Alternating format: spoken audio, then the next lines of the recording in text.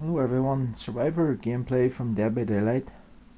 The Gronin Storehouse, the McMillan Estate. I love McMillan.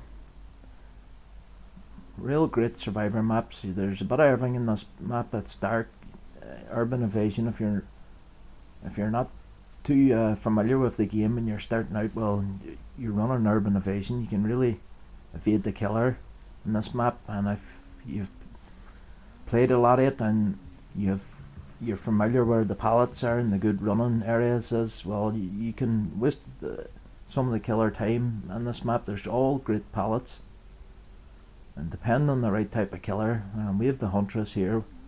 And the huntress is slow, and if she's trying to cock hatchets, well, you can really loop a few times. It's a real nightmare for some killers, this map. You really can get gen rushed in this map too. Where that huntress went there, there's a fire corner way down, there's a gen way down at the bottom of that. And where that survivor's taking the hook down, well, there's a fire corner up there, there's a gen way up there as well. And then the far side of that building, the storehouse, there's a corner with a gen, and all the gens are really spread out. Once one or two of the middle gens have been popped, the killer's really defeated if she hasn't killed anyone already.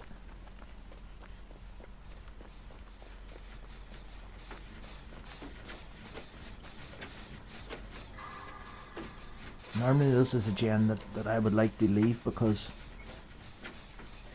it just gives the killer more time to make up ground, but there's two people already on it here, so I might as well get on the good co-op action there. You see, I've only joined that gen there, and I've nearly quarter filled my Lightbringer already with just that last 40% of the gen there.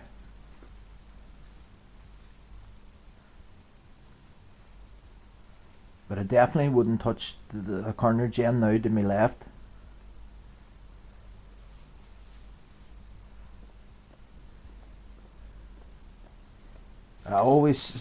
I'm always complaining about which gens should be done and all, but it really is a fact.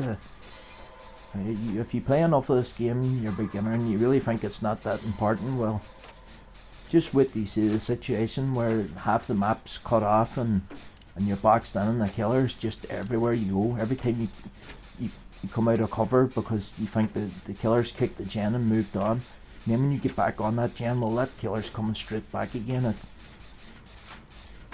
And it's because of that situation. But if the killer doesn't disjoint the survivors and there's not too many people hooked early on, well, it really doesn't matter. But if you see a killer's getting hook after hook after hook early in the game, well, you really got to be wise with the gens.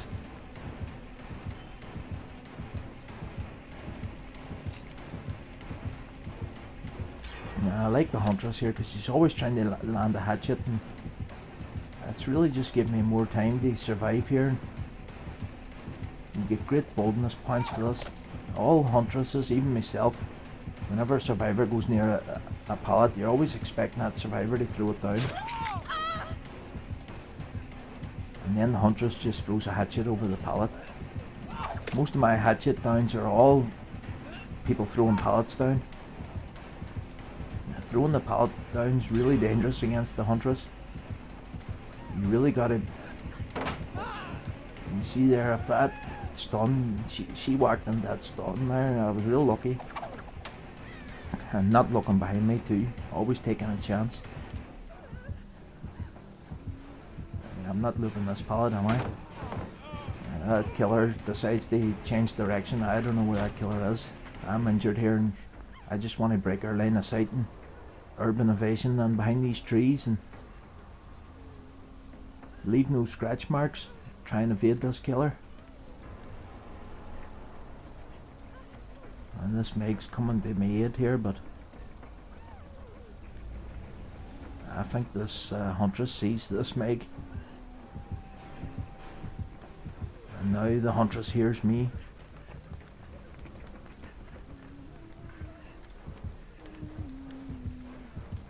You look there, 5 minutes, there's 3 gens popped already.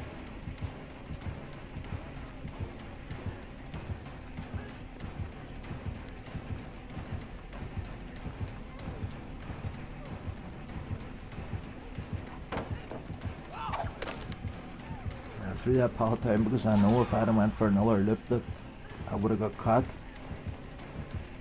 I'm not running dead hard. Dead hard I would always try and loop a few extra times.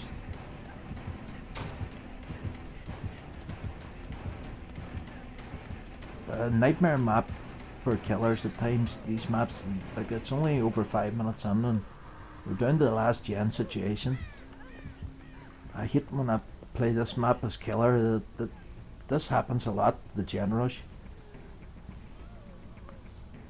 Any killer, the players of this game that watches this video, if this is happening a lot, you really need no one escapes death and blood warden along with it. If you have your no one escapes death at the end of the game, it can really turn the game in your favour.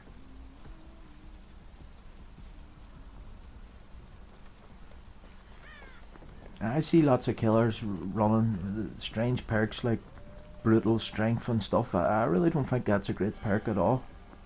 Breaks pallets 20% faster. I can't really see that really making it much faster. Endurance a great perk, but I wouldn't add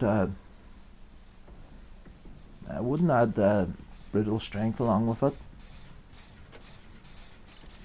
I play killer if I'm not doing generator defense, which is the distressing, unnerving presence, overcharge.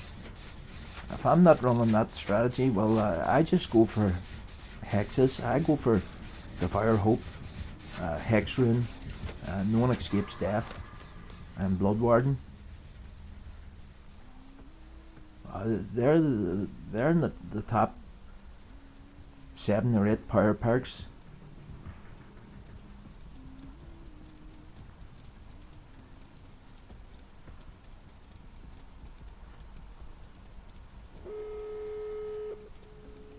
Just over 7 minutes now, and 7.5 minutes, and all gens have been done.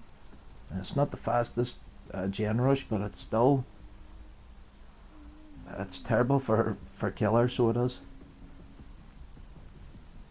The only way a killer can get successful in this map is if she disjoints the survivors. She's hit one and she downs another and she hooks that one, and that other survivor's going away getting healed, and then she may catch someone else hook rescuing, and gens are really not getting done.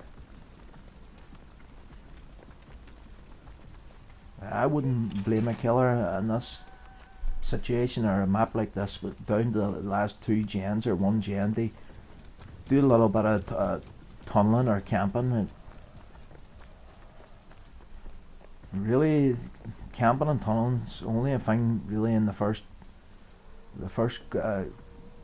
couple of minutes of the game, where there's still 5 gens to do or 4 gens to do, and someone's camping or tunneling. Well, that's really unfair. But so this map's really unfair for the killer when it goes like this, and you really couldn't blame a killer for applying dirty tactics late in the game.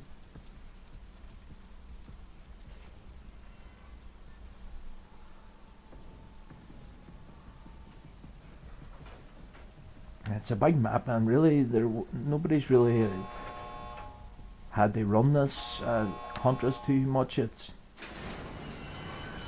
just the gen rush really destroyed this killer.